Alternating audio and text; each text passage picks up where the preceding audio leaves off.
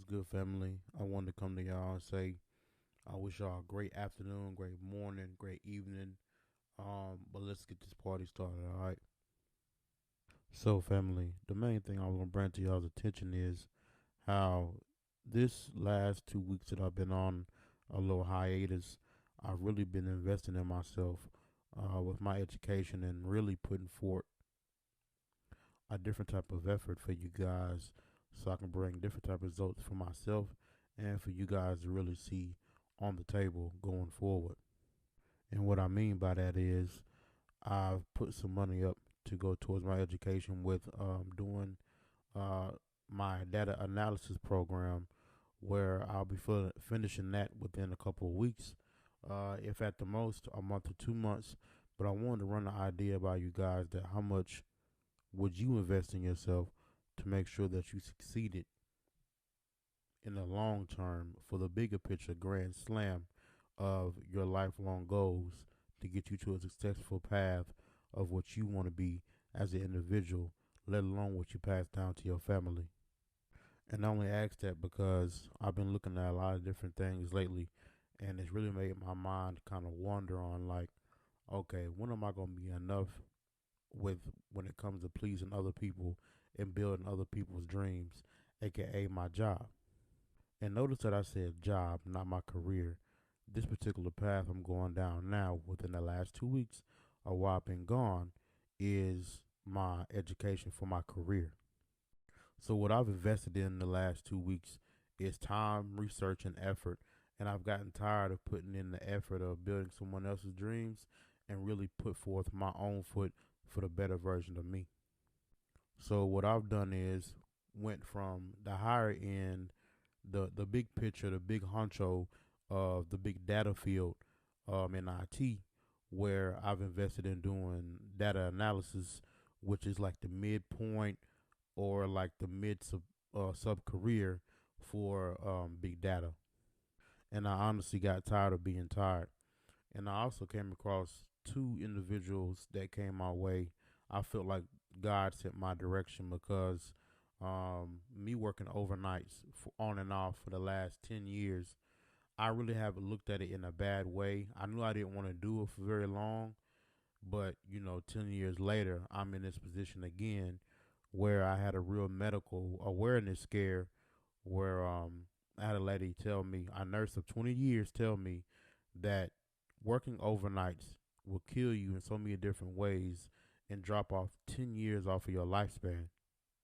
And I'll be honest, that idea of that really messed me up in the long term mentally because I'm thinking I'm getting compensated for the money. I'm having some kind of leeway of why I should continue doing this particular shift because it gave me a reasoning to keep doing it.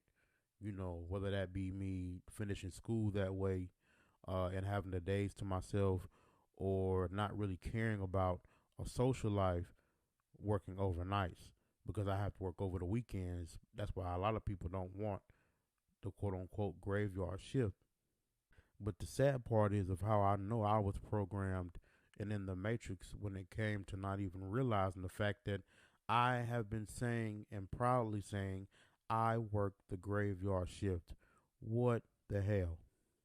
Now hear me out. It's just the idea of the fact that we can sit there and hear something for so long and think that it's normal. We should never be proud to work anything called a graveyard anything, let alone a graveyard shift. Man. But I'm appreciative in the long run because it brought me to the point where I'm at now where I just got tired of being tired, y'all. I have to be honest with y'all. I've been going so hard lately with my education program when it came to being a data analyst.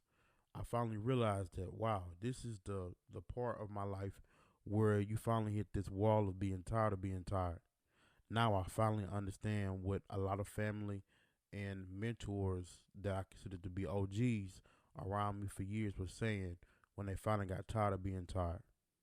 So my value that I'm bringing to y'all is just to give y'all an experience of my own to let you know that if you're scared of taking that chance of yourself and don't know how to really take that leap of faith, well, take that leap of faith in yourself because your guardian angels or your team or however you look at it spiritually is on your side You just got to make that move and you got to make a decision.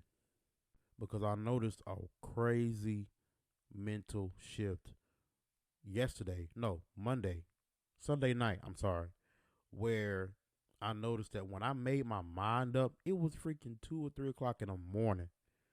But I made my mind up. As soon as I did that, I was up for hours doing research on what possible career field can get me to do what I want to do as quick as possible. I didn't even care if I took a pay cut or if I wasn't making 6 or 7 figures off the bat. I didn't care about that no more. The money didn't matter.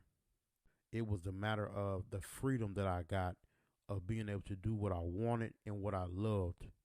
So y'all know I love sports cars and any kind of memorabilia, right?